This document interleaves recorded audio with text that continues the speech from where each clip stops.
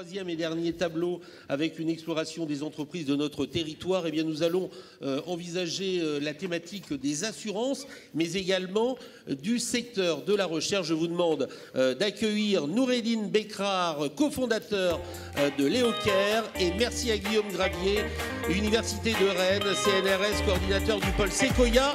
Merci à tous les deux. Quand on vous disait que l'excellence est bel et bien là, sur ces canapés, autour de ce pupitre, et puis bien évidemment dans la salle avec tous ces dirigeantes et dirigeants d'entreprises qui font aussi rayonner notre territoire au quotidien. Noureddine Bekrar, cofondateur de Léocare, là nous sommes dans le domaine des assurances, et il faut dire quand même que l'importance de l'intelligence artificielle chez vous, chez Léocare, c'est quand même quelque chose de très important. Les objectifs sont nombreux dans l'utilisation. Alors, nous sommes une entreprise technologique, même si on commercialise effectivement des produits d'assurance, mais notre ADN est technologique. Et on utilise finalement, notre objectif, c'est d'utiliser toutes les technologies qui s'offrent à nous pour offrir la meilleure expérience utilisateur, pour répondre à des problématiques concrètes de manière innovante de nos clients. L'intelligence artificielle est une de ces technologies sur laquelle... Ça ne fait pas tout. Ça ne fait pas tout, effectivement. Sur laquelle, finalement, on a investi depuis le début. D'ailleurs, un de nos premiers recrutements était un docteur en IA qui vient de chez vous. Hein.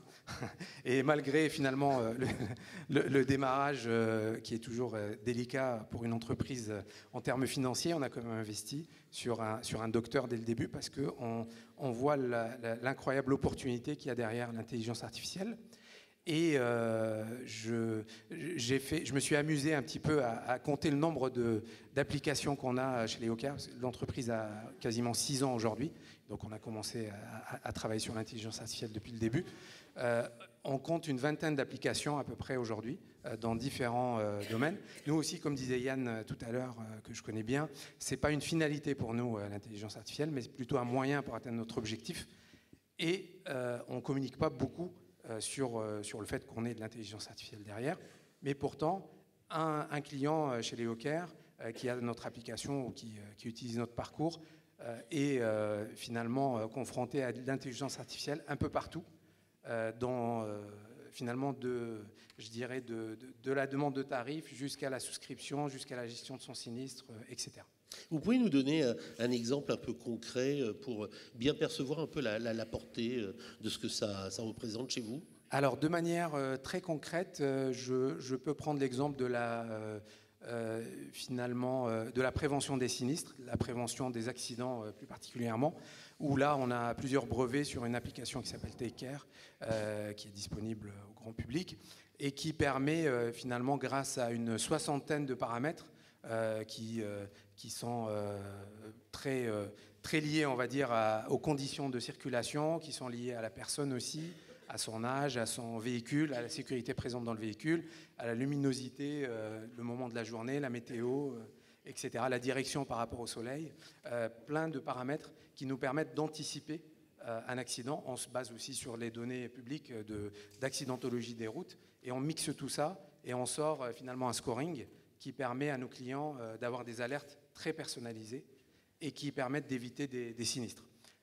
Un autre exemple, c'est la lutte contre la fraude, par exemple, qui est un domaine assez vaste sur lequel il y a beaucoup de technologies qui peuvent être appliquées. On parlait tout à l'heure de l'OCR, la personne de Nidji a parlé de l'OCR, donc de l'analyse des documents, des faux documents, le fait de pouvoir détecter des réseaux de fraude qu'un être humain ne pourra jamais déceler.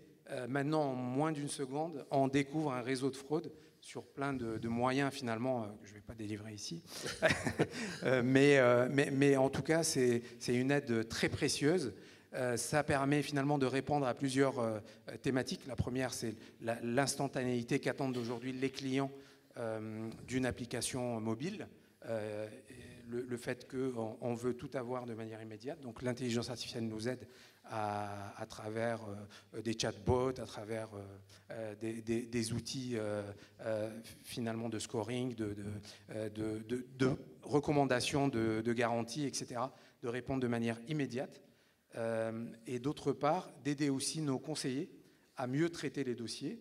Et donc, je parlais de la fraude, mais ça peut être aussi du partage de connaissances, etc. Et donc, de la tarification intelligente. Ce genre de choses nous permettent aussi d'avoir une entreprise qui est saine et qui permet finalement à ses employés d'avoir un certain confort grâce à tous ces outils d'intelligence artificielle. Alors Noureddine, on a souvent vanté sur notre territoire cette fameuse fertilisation croisée qui existe entre les universités, les centres de recherche et les entreprises. Et comme les choses sont bien faites, à vos côtés, vous avez vraiment Guillaume Gravier pour dire que Léocare soutient le programme Sequoia que porte Guillaume. Tout à fait. Guillaume va expliquer en quoi consiste ce programme. Et effectivement, Léocare fait partie des entreprises qui soutiennent ce programme. Déjà, moi, je suis un peu subjectif parce que je suis issu des écoles qui sont chapeautées par l'IRISA, mais c'est aussi une reconnaissance et une envie de mettre la lumière sur les compétences bretonnes qui sont très puissantes et très fortes. Et donc nous, on a vraiment beaucoup de fierté à accompagner l'IRISA sur ce programme. Voilà, et il faut parler quand même de Sequoia, de ce projet, parce que ce pôle européen de formation et de recherche d'excellence en IA, c'est bien chez nous que ça se passe, et vous avez toute une série de personnes qui travaillent ardemment sur les grandes questions d'aujourd'hui et surtout être en capacité à se projeter pour demain. Oui, tout à fait. Alors voilà, ce projet, c'est effectivement un projet autour de la formation, de la recherche, qui a une valence académique très forte, puis qui est là aussi pour accompagner les entreprises et l'innovation dans les entreprises. Donc on est aussi fiers d'avoir plein d'entreprises, dont Léocare, qui nous accompagnent là-dessus. Donc c'est un projet qui est porté par l'Université de Rennes, qui fédère quasiment tous les établissements d'enseignement supérieur et de recherche en Bretagne, où il y a d'excellentissimes laboratoires en informatique, dont l'IRISA que j'ai l'honneur de diriger, mais pas que. Et l'idée est de développer la formation, la recherche sur une thématique qui s'appelle autour de l'IA, la confiance, la sécurité. Donc sécurité, confiance, IA, Sequoia, si on abrège. Que ce soit le côté l'IA pour avoir une plus grande confiance dans les systèmes informatiques, l'IA pour aussi garantir de la sécurité. On parlait de fraude, et c'est un élément de sécurité. On parlait avec Ouest France de sécurité de l'information et de désinformation qui peut être là. Et aujourd'hui, évidemment, avec tout ce qui est IA générative, c'est tellement facile de désinformer. Voilà. Et puis, il y a le pendant qui est peut-être moins vu, mais qui est extrêmement important, qui est aussi la sécurité et la confiance dans toutes ces technologies d'IA. On a vu qu'elles hallucinaient complètement. Donc, en fait, elles peuvent faire complètement n'importe quoi sans qu'on s'en rende forcément compte. Et en termes de cybersécurité, on sait qu'elles ont plein de failles. Elles sont attaquables. On peut mettre aussi des chevaux de Troie dans des algorithmes d'intelligence artificielle de manière à pouvoir complètement détourner leurs objectifs. Et donc voilà, c'est sur les fondements de ces technologies qu'on veut travailler, qu'on veut développer la formation de manière à ce qu'il y ait beaucoup d'étudiants et les meilleurs qui soient formés à Rennes, en Bretagne, sur le thème de l'intelligence artificielle pour la recherche, mais aussi bien sûr pour toutes les entreprises qui mobilisent ces technologies. Dans vos deux grands domaines d'intervention et d'activité, il y a l'intelligence artificielle dans le cyber, la sécurité et la défense, et vous êtes également dans l'environnement et les océans. Ça, c'est vraiment deux spectres très importants pour vous. Voilà, c'est deux spectres très importants. Effectivement, les deux grands domaines applicatifs sur lesquels le projet se focalise, au-delà du socle scientifique et technologique, c'est effectivement l'IA et ses applications, cybersécururité et défense, à nouveau, défense de l'information, défense civile, puis défense nationale, bien évidemment. Donc sécurité de l'IA, IA pour détecter au plus tôt des attaques sur des systèmes informatiques et puis y remédier. On peut reconfigurer de manière intelligente les systèmes de manière complètement automatique pour qu'ils soient résilients aux attaques. C'est le premier volet. Le deuxième volet, c'est effectivement IA, environnement et en particulier la partie océan de l'environnement qui est extrêmement développée sur le pôle universitaire de Brest. Voilà, effectivement, tout ce qui est IA pour l'observation de l'environnement, la modélisation de l'environnement, et derrière, on retrouve cette problématique de sécurité, ici plutôt sécurité climatique, adaptation au changement climatique, mais aussi sécurité civile face à des nouvelles catastrophes naturelles. Alors, ça peut sembler complètement déconnecté comme domaine. En fait, d'un point de vue fondement technologique et fondement scientifique, il y a un certain nombre de points communs entre ces choses-là. À commencer, le plus évident d'entre eux, c'est tout ce qui est imagerie satellitaire et l'analyse intelligente de toutes ces images qui sont générées par des satellites, des drones, des avions, de tout ce que vous pouvez imaginer qui prend des photos, dont les militaires sont très friands pour analyser évidemment leur champ de bataille, mais qu'on peut aussi utiliser pour modéliser l'environnement, les cultures, des évolutions climatiques, l'évolution des côtes, voilà, faire des filets de pêche intelligents, tout un tas de choses. Et tous ces projets sont portés par l'Université de Rennes. Je tiens d'ailleurs à saluer David Alice, son président, qui est parmi nous ce soir ici dans cette salle. C'est vrai que ces projets, ils sont portés par l'université, mais également par un consortium économique et par des entreprises partenaires. J'aimerais vous entendre un peu en guise de conclusion sur l'IRISA, parce que pour avoir poussé les portes de cette vénérable institution, il y a des chercheurs incroyables à l'intérieur qui travaillent sur des process fabuleux. On est toujours un peu scotché et l'histoire est belle parce qu'elle dure depuis plus de 50 ans. Alors, pas plus de 50 ans, non, mais bientôt 50 ans. Presque 50 ans. Voilà, on fêtera en 2025 les 50 ans de l'IRISA, donc créé en 1975.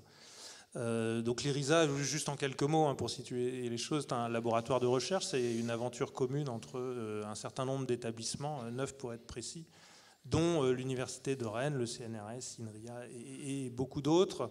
C'est un des plus grands laboratoires d'informatique en France. Je suis content de vous entendre dire que voilà, il y a des choses excellentes dedans. Je n'en doutais pas, mais ça fait toujours plaisir que ce soit d'autres qui le disent. Pour le journaliste que je suis, ça a été vraiment des choses incroyables à filmer et à relayer à nos téléspectateurs. Voilà, donc c'est effectivement un laboratoire grand, un des plus grands laboratoires de France, au moins par la taille et probablement par l'excellence scientifique, évidemment, avec 800 personnes. Voilà, c'est 300 chercheurs, 300 doctorants, un certain nombre d'ingénieurs, de personnel administratif, donc qui nous amène à 800 personnes qui couvrent la recherche à peu près dans tous les domaines de l'informatique, dont bien sûr l'intelligence artificielle, mais pas que, la cybersécurité bien sûr, et puis tout ce qui est cloud, tout ce qui est IoT, réseau, voilà, vraiment toutes les problématiques informatiques qu'on peut imaginer. Après, peut-être juste en termes de conclusion, effectivement, c'est un laboratoire qui a aussi une tradition de travail avec les entreprises. Donc, on mène effectivement beaucoup de projets avec des entreprises du territoire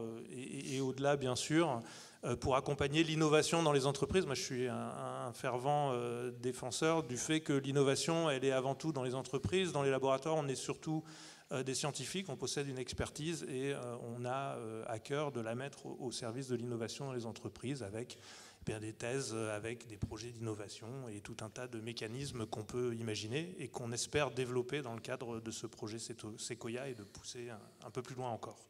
Cyril, on ne va pas gâcher notre plaisir à vous entendre faire une synthèse sur cette discussion entre l'assurance et le monde de la recherche, où vraiment des passerelles existent, on l'a bien compris. Qu'est-ce que vous retenez de ces deux interventions ? Alors, quelque chose qui est finalement un point commun. Moi, je pense que voilà, moi, je suis un passionné de la recherche, pas un chercheur. Moi, je suis un ingénieur et un pédagogue dans ce que j'écris, mais je crois que c'est probablement une des choses qu'on a de plus élevées dans notre société, c'est la recherche. On doit non seulement le défendre, se battre pour elle, on doit la valoriser beaucoup plus. Et par contre, on a besoin de beaucoup plus que ce dont vous venez de parler, c'est les collaborations entre entreprises et laboratoires de recherche. Je crois que ça n'a pas été suffisamment le cas en France, toujours. Et je crois qu'on doit remettre ça au cœur des choses, cette collaboration-là, parce que c'est ce qui va permettre justement le transfert de ces connaissances qui sont produites rapidement vers la société. On en a besoin. Donc j'ai juste envie de dire merci à vous deux. Eh bien, merci à vous deux, on peut vous applaudir. Merci beaucoup, Guillaume. Merci infiniment, Noureddine, pour cette vision croisée entre la recherche et également les assurances.